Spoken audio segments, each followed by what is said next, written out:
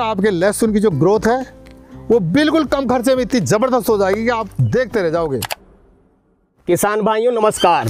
साथियों, जैसे हमारी लहसुन की फसल 30, 40 या 50 दिन की होती है और सर्दियां स्टार्ट होती है, उसके बाद में किसान भाई का लहसुन पीला पड़ने लग जाता है, लहसुन की ग्रोथ रुक जाती है और लहसुन में फंगस लग जाती है। तो किसान भाइयों, अगर आपके लहसुन में पीलापन आ रहा है, लहसुन की ग्रोथ नहीं बढ़ रही है, लहसुन में फंगस लग चुकी है, तो आज के वीडियो में आपको ऐसा फार्मूला बताने वाले हैं जिसमें बिल्कुल कम खर्चे में आप आसानी से लहसुन के पीलापन को खत्म भी कर देंगे। लहसुन में चाहे कोई सा भी फंगस हो, चाहे जड़ में फंगस हो, चाहे पत्तियों में फंगस हो, चाहे तने पे फंगस हो, आप एक स्प्रे में बिल्कुल आसानी से खत्म कर देंगे और लहसुन की जो ग्रोथ है वो भी काफी कम खर्चे में आप आसानी से बढ़ा पाएंगे। तो किसान भाई, आज के वीडियो में काफी शानदार जानकारी आपके साथ में शेयर करने वाले। वीडियो कंप्लीट देखिए, वीडियो पसंद आए तो लाइक शेयर करें और जिन किसान भाइयों ने अभी तक हमारे चैनल को सब्सक्राइब नहीं किया, चैनल को सब्सक्राइब कर लें। तो आइए किसान भाइयों, कंप्लीट जानकारी के लिए मैं आपको मिलवा देता हूं एग्रीकल्चर एक्सपर्ट से। सर जी नमस्कार। नमस्कार जी, राम राम किसान भाइयों। मैं बनवारी जी नाडला, मैं नाडला बाबा कृषि फार्म से बिलोंग करता हूँ। बिल्कुल सर।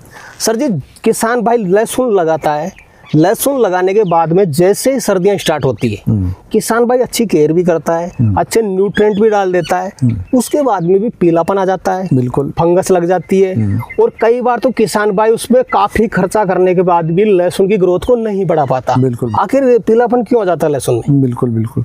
देखो किसान भाइयों, सर ने जो फर्स्ट में जो पर्सन किया है ना, वो बहुत अच्छा पर्सन किया है इन्होंने, कि जो ही सर्दियाँ आती है तो ये समस्याएं क्यों बढ़ जाती है जो सर ने बताई।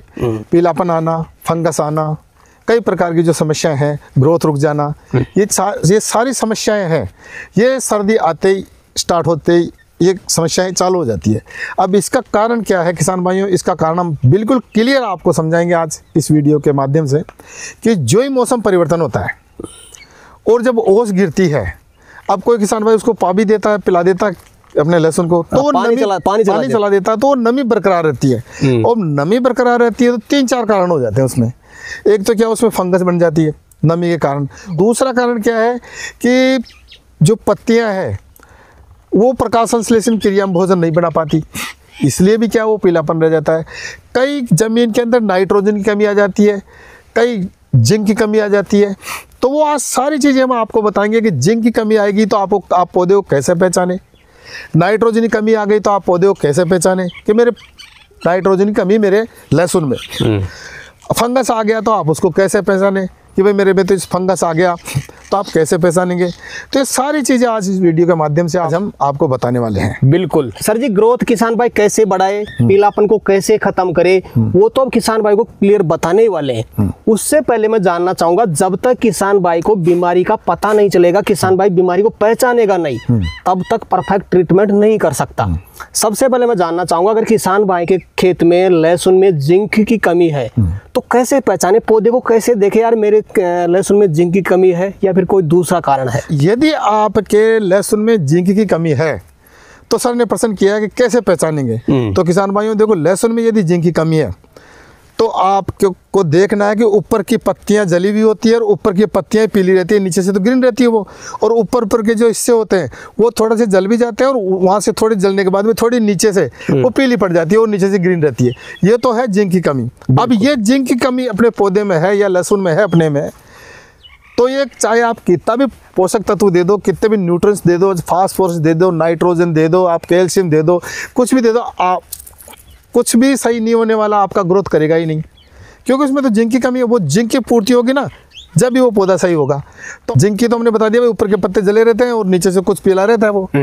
अब नाइट्रोजन की कमी है तो पूरा पौधा ही पीला रहेगा आपका, पौधा ही पीला रहेगा, वो पूरे पत्ते पीले रहेंगे, कुछ पीले कुछ हरे ऐसे, मगर वो रहेगा नीचे से ऊपर तक का। तो उसमें है नाइट्रोजन की कमी, आप नाइट्रोजन की पूर्ति कर दो। और यदि हमने बताया भाई 3-4 कारण से इसमें पीलापन आता है, तो एक आता है जैसे अब हमने बताया कि भाई फंगस भी आ सकता है इसके अंदर। तो किसान भाइयों उसमें भी वही पोजीशन होती है, पूरा पौधा ही पीला रहता है उसमें, मगर वो क्या है कि पौधा मुरझाया रहता है थोड़ा। ये नाइट्रोजन की कमी से तो पौधा थोड़ा कड़क रहता है, मगर जो पौधा मुरझाया है, पीलापन है, उसको आप खोद के देखें, बिल्कुल जड़ को खोद के, बिल्कुल जड़ के खोद के देखो, उसके तने में यदि कालापन है तो आपके पौधे में फंगस आ गई। आप चाहे उसमें जिंक लगा दो, यूरिया लगा दो, कुछ भी लगा दो आप, आपका पीलापन हटेगा नहीं, बाकी बढ़ेगा यूरिया लगाओगे तो आप। तो सर जी सबसे पहला कारण आपने बताया जिंक की कमी। अगर किसान भाई के लहसुन में जिंक की कमी है तो कैसे उस पीलापन को खत्म कर सकता है, कैसे जिंक की किसान भाई पूर्ति कर सकता है, कितना जिंक एकड़ में किसान भाई को डालना पड़ेगा? बिल्कुल, तो सर ने जो भी प्रश्न किया कि कितना जिंक डालें, जिंक की डोज है प्रति एकड़ 12 किलो तक की। मगर कई किसान भाइयों की जमीन में पहले से जिंक रहता है, बिल्कुल, तो किसान भाइयों हम 7 किलो प्रति एकड़ का डालेंगे आपसे। 7 किलो प्रति एकड़ का ही डाल के चलो आप, क्योंकि हाई डोज हो जाए कहीं, तो 7 किलो प्रति एकड़ आप जिंक लीजिए, 1 बैग लीजिए यूरिया। इससे आपकी 2 समस्या खत्म हो गई। एक तो जिंक की कमी, जो ऊपर से पत्तियां जल रही है और थोड़ा पीलापन है नीचे से, और एक पूरा ही पीला पौधा है। ये जो जिंक और यूरिया है ये आपकी फसल में इतना काम करेगा जबरदस्त। मगर इसमें एक सावधानी बरतनी पड़ेगी आपको। पहले आपको खरपतवार निकालना पड़ेगा, और खरपतवार जब निकालो उससे पहले ही आप जिंक और यूरिया डाल दें, तो वो क्या है, वो दब भी जाएगा मिट्टी के अंदर जो ही खरपतवार निकालोगे आप। और यदि आप खरपतवार नहीं निकाले, ये डाल दिए फिर बाद में पानी चला दिए, तो खरपतवार इतने ग्रोथ कर जाएंगे कि आपको संभाल नहीं सकोगे उसको, वो लहसुन के ऊपर आ जाएंगे। क्यों? उनमें ऐसी प्राकृतिक क्षमता होती है जो वो क्या है, आपकी फसल से भी पहले ये न्यूट्रिएंट्स ले लेंगे, ग्रहण कर लेंगे और ग्रोथ कर लेंगे वो। तो क्या है कि आपको पहले खरपतवार निकालना पड़ेगा। ये दोनों चीज़ें आप डाल दोगे तो ये पीलापन की समस्या खत्म हो गई आपकी। जो शुरू से पीला रहेगा या ऊपर से पत्तियां जल रही, ये दोनों चीज़ खत्म हो गई। मगर यदि उसमें फंगस है, लहसुन के जो तना है, आप उसको उखाड़ के देखो, उसका आपको तना काला मिलेगा और जड़ काली मिलेगी। यदि दोनों काली है तो आपके फिर फंगस लगा हुआ है। फिर आप ये जिंक और यूरिया डालोगे तो घातक साबित हो जाएगा, उल्टा काम हो जाएगा आपके लिए। तो पहले जब भी यूरिया और जिंक लगाए उससे पहले आप अपने पौधे को उखाड़ के देख लो। यदि ये चीज़ है, उसकी जड़ काली और तना काला हो रहा है, तो इन दोनों चीज़ों को रोकिए और एक स्प्रे करिए जो हम बता रहे हैं आपको। आप कार्बोनोजेम और मैनकोजेब, ये दोनों सस्ती दवाइयाँ हैं फंगिसाइड की। एक तो सिस्टमिक है और एक कॉन्टैक्ट है। एक तो पौधे के इंटरनल घुस के जड़ तक काम करेगी, स्प्रे आप पत्तों पे करोगे तो पौधे के इंटरनल घुस जाएगी और जड़ तक काम करेगी, तने को भी सही करेगी, जड़े को भी सही करेगी। और एक जो कॉन्टैक्ट वाली है, जहाँ जहाँ ऊपर पत्ती पे फंगस आ गई उसको खत्म कर देगी। तो किसान भाई ये जरूर सावधानी बरतनी है आपको। यदि आपके फंगस से पीले पड़ रहे हैं, आपकी जड़ काली है, आपका तना काला है, तो इन दोनों चीज़ जो बताई ना हमने, यूरिया और जिंक, उनको रोकिए आप और पहले ये स्प्रे करिए। 5-7 दिन देखिए, यदि वो चीज़ें खत्म हो जाती है फिर आप जिंक और यूरिया डाल सकते हैं। बिल्कुल, और जिंक और यूरिया भी 1 बार या 2 बार ही डालें आप, ज़्यादा इनका प्रयोग नहीं करें। क्योंकि जब आपको वहाँ फायदा मिलने वाला है, जो लहसुन की जो गांठ बनने वाली है, जो कंद बनता है, वो इनसे नहीं बनेगा। इससे तो केवल पीलापन और बढ़वार आएगा पौधे में। बिल्कुल सर जी आपने बताया कार्बोनोजेम मैनकोजेब, बिल्कुल इसका डोज क्या रहता है? क्योंकि डोज ऊपर नीचे हो गया तो किसान भाई को लाभ नहीं मिल सकता। बिल्कुल देखो किसान भाइयों, ये पाउडर फॉर्म में आती है दोनों के दोनों। तो दोनों को 2-2 ग्राम, कार्बोनोजेम और मैनकोजेब को 2-2 ग्राम प्रति लीटर पानी के हिसाब से आपको मिलाना है, यानी 4 ग्राम हो गई। तो किसान भाई इस प्रकार से पहले स्प्रे करें, बाद में करें ये सब चीजें। बिल्कुल सर, लेकिन किसान भाई ने बीमारी तो खत्म कर दी, उसके बाद में लहसुन की ग्रोथ को कैसे बढ़ाए? क्योंकि ग्रोथ बढ़ाना आवश्यक है, तभी जाके आगे चल करके किसान भाई लहसुन का कंद ज्यादा अच्छा बना पाएंगे। तो किसान भाइयों, जो हमने जिंक और यूरिया बताया, उससे आपके पौधे की बीमारी भी मिटेगी और वो ग्रोथ पे भी आएगा। बिल्कुल वो हाइट भी लेगा, पत्ती भी हरी भरी होगी, सारे सब कुछ होंगे। मगर किसान भाइयों, आपका जो कंद है वो नहीं फूलेगा।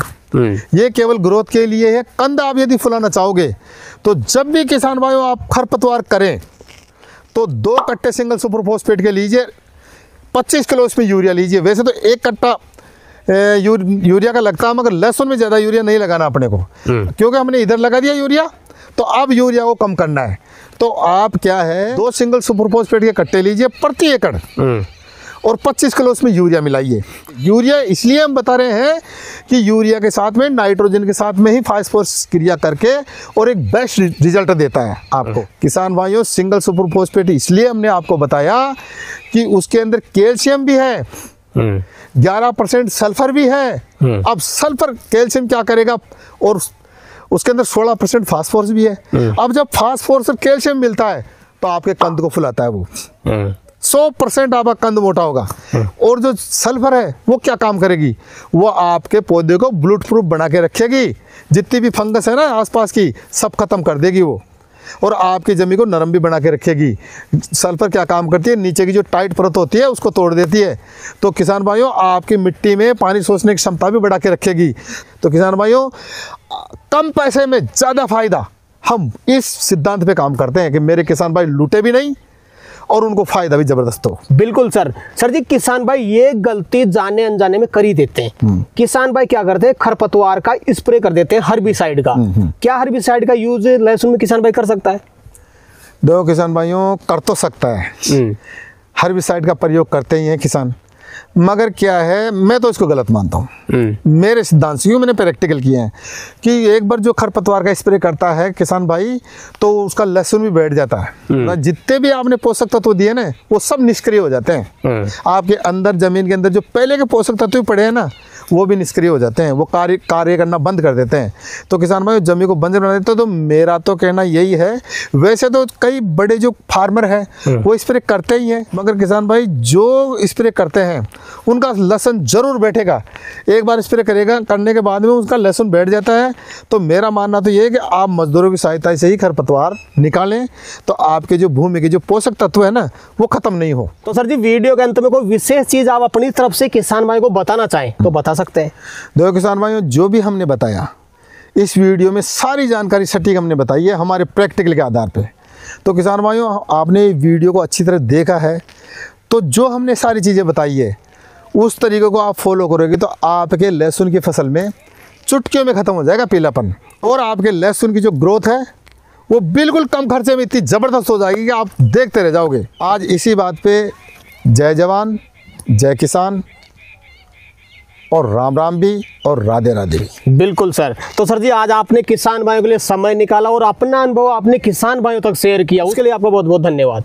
तो किसान भाइयों, जानकारी कैसी लगी हमें कमेंट करके जरूर बताएं। वीडियो पसंद आए तो वीडियो को लाइक करें, बाकी किसान भाई तो वीडियो को शेयर जरूर करें, और जिन किसान भाइयों ने अभी तक हमारे चैनल को सब्सक्राइब नहीं किया, चैनल को सब्सक्राइब कर लें। तो किसान भाइयों, आज के लिए इतना ही, मिलते हैं नए वीडियो में, तब तक के लिए जय जवान जय किसान। जय जवान जय किसान।